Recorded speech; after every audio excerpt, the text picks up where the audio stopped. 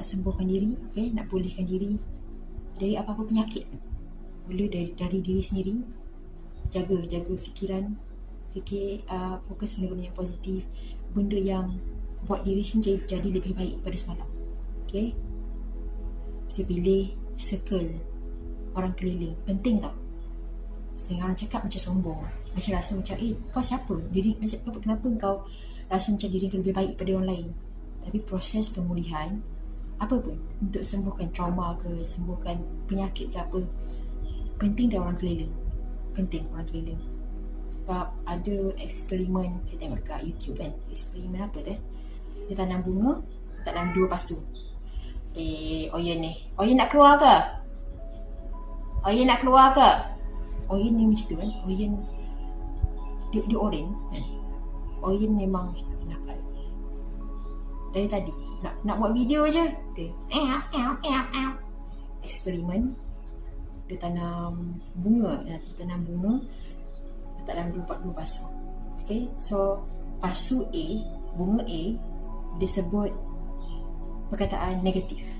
Dia sebutlah jatuhkan semangat orang, tapi dia sebut dekat bunga tu. Sebutlah ni bodoh lah, lembab lah, bodoh lembab, ni tak gunalah, malang lah, bla bla bla. Dia sebut kat bunga tu. Lepas tu dia simpan.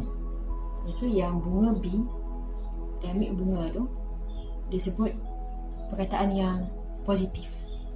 Macam dekat bunga tu, I love you, you're beautiful, you're amazing, you're awesome. Benda-benda yang positif-positif kan dia sebut. Lepas tu dia buat dalam berapa hari macam tu. Dia buat benda yang sama kat pasu A, dekat bunga A dengan bunga B. Buat berapa hari tu So bunga yang A tu, dia sebut benda-benda negatif tu, layu tu. Sebab dua-dua sama bunga ni. Dia tanam kecil, benda kecil. Masing-masing sama-sama membesar. Tapi dia just fokus dengan perkataan dia. Apa perkataan dia sebut. So pasu A tu dia sebut yang negatif. Pasu yang bunga B tu dia sebut benda-benda yang positif.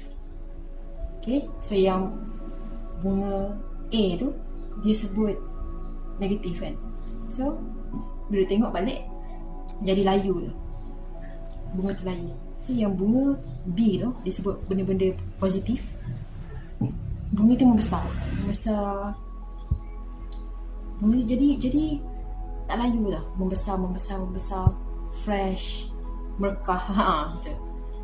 So dia buat eksperimen. So kira macam bunga, kita manusia sama. Benda hidup